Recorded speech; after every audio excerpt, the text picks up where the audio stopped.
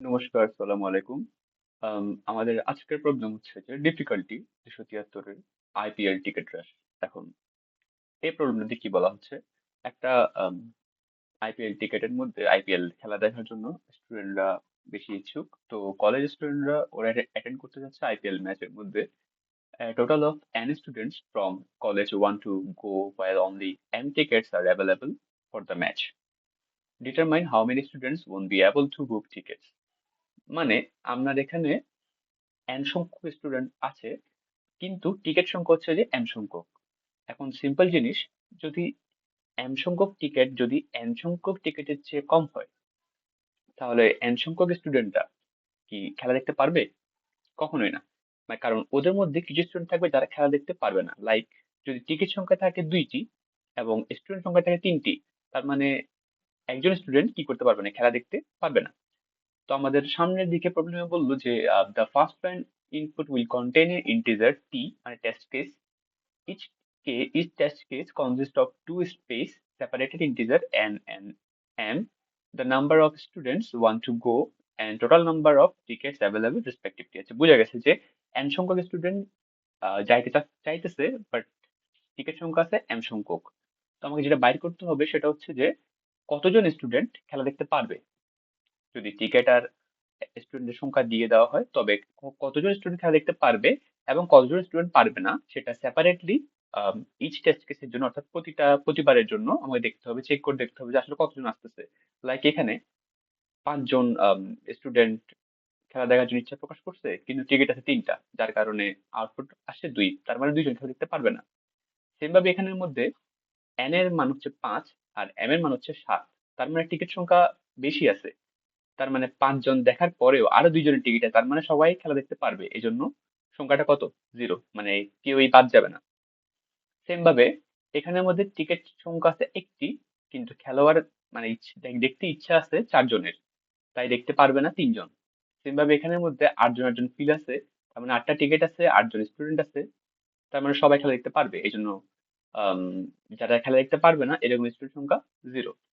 তো প্রবলেমটা খুবই ইজি, একদম সহজ বলতে গেলে। এটা চাইলে দুইভাবে করা যায়, একটা হচ্ছে যে ইনবিল্ট ফাংশন, অর্থাৎ সি প্লাস প্লাস এর যেটা সুবিধা সেটা হচ্ছে ইনবিল্ট ফাংশন দিয়ে করা যায়, লাইক ম্যাক্স দিয়ে। তো উইদাউট ম্যাক্স আমরা নর্মালি করব, ম্যানুয়ালি। তো চলেন শুরু করা যাক।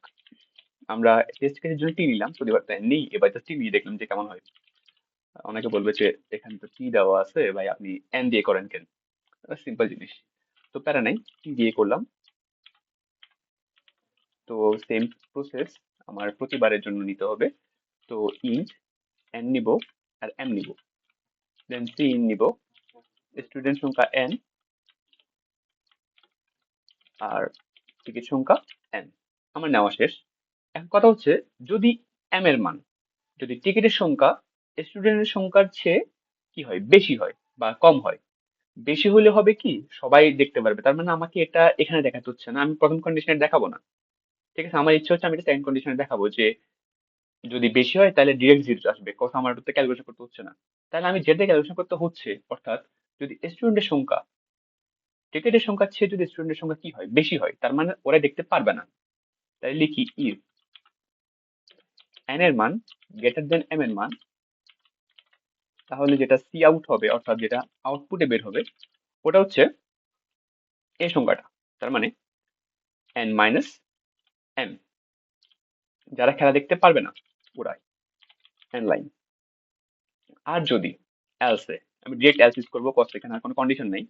যদি কন্ডিশন থাকতো আমি এলস ইউজ করতাম। এলসে সি আউটে করবো জাস্ট 0,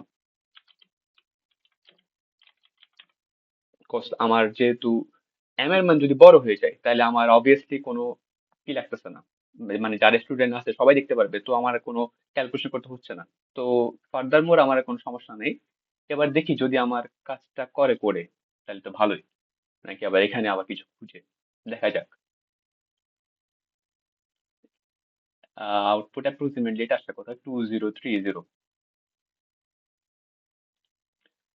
আমাদের ইনপুটও ঠিক আছে, আউটপুটও ঠিক আছে, যে বাইরে গেল 2030, দেন আমরা সাবমিট করে দিব।